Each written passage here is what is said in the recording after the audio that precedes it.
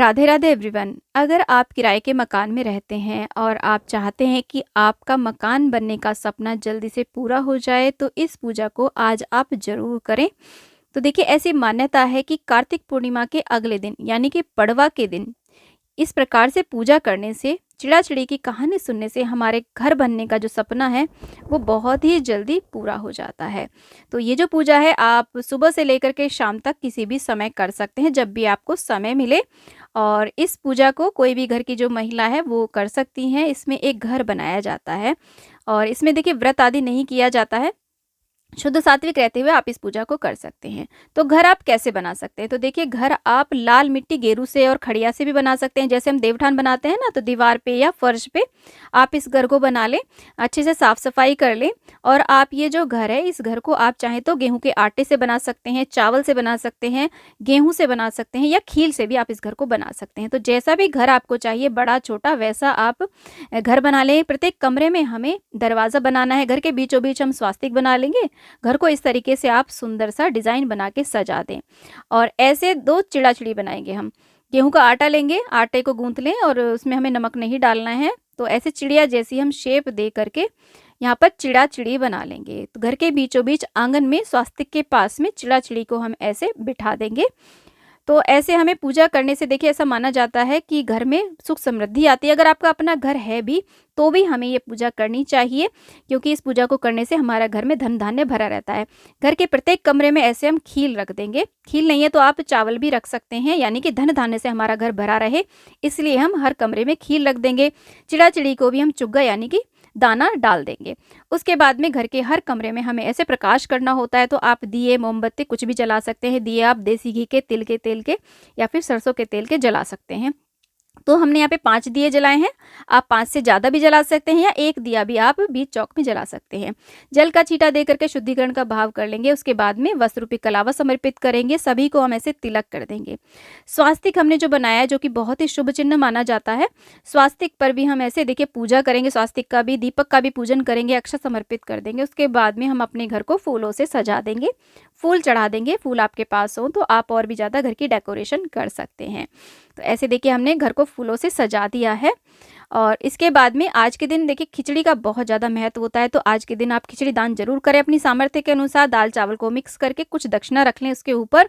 और आज के दिन आप घर में खिचड़ी जरूर बनाएं, शुद्ध सात्विक खिचड़ी बना के उसमें सारी मौसमी सब्जियां डालें, घी डाल के और आम के अचार के साथ और पापड़ के साथ में उसका अपने ठाकुर जी को भोग आज के दिन आप अवश्य लगाएं। उसके बाद में एक जल का लोटा हम भर के रखते हैं। हाथ में कुछ खील, अक्षत या पुष्प लेकर के यहाँ पर चिड़ा-चिड़ी की कहानी सुनी जाती है।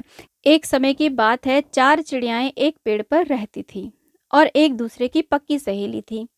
कार्तिक शुरू होने से पहले एक चिड़िया ने 2 महिलाओं को बातें करते सुना। वे दोनों महिलाएं कार्तिक मास के व्रत फल और नियम की चर्चा कर रही थी। चिड़िया को सुनकर बहुत अच्छा लगा। उसने अपनी सहेलियों को भी कार्तिक स्नान के लिए तैयार कर लिया। अब चारों चिड़ियाएं गंगा जी के किनारे एक पेड़ पर रहने लगी। चारों चिड़ियाएं गंगा जी में नहाती, पूजन करती और व्रत करती। ऐसे ही पूरा कार्तिक का माह बीत गया। कार्तिक पूर्णिमा के अगले दिन उन्होंने खिचड़ी बनाने के लिए चावल, दाल और घी इकट्ठा किए और खिचड़ी बनाई और फिर सब नहाने चले गए। पहले एक चिड़िया नहाकर आ गई। उसे बहुत तेज भूख लगी थी। उसने खिचड़ी की भाप खा ली और वो सो गई। फिर दूसरी चिड़िया आई। उसे भी नहाने के बाद जोरों की भूख लगी थी और उसने खिचड़ी का पानी पिया और वो भी सो गई। अब तीसरी चिड़िया आई। उसे भी अब बहुत तेज भूख लगने लगी थी। उसने भी खिचड़ी खा ली और वो भी सो गई। अब जब चौथी चिड़िया आई तो उसने देखा कि तीनों चिड़ियाएं सो रही हैं। उसे लगा ये तो खिचड़ी खा करके सो गई हैं। उसने खिचड़ी की खुरचन खाई और वो भी सो गई। उसी शाम को एक तेज तूफान आया। चारों चिड़ियाएं मर गईं और अगले जन्म में जिस चिड़िया ने भाप खाई थी वो राजा के घर राजकुमारी बनी। जिस चिड़िया ने खिचड़ी का पानी पिया था वो कुम्हार के घर पैदा हुई। जिस चिड़िया ने खिचड़ी खाई थी उसने ब्राह्मण के घर में जन्म लिया। जिस चिड़िया ने खिचड़ी की खुरचन खाई थी वो राजा के घर में हथिनी बनी। कुम्हार की लड़की राजा के महल में दासी बन गई। ब्राह्मण की लड़की राजकुमार की सहेली बन गई। राजकुमारी को अपने पिछले जन्म की सारी बातें याद थी। राजकुमारी का विवाह हुआ।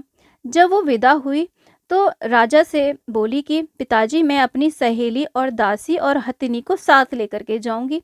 राजा बोला ठीक है। राजा ने सैनिकों से कहा कि हथिनी को ले आओ। पर हथिनी थी कि उठ ही नहीं रही थी। तो राजकुमारी ने हथिनी के कान में जाकर के अपने पिछले जन्म की सारी बातें कही।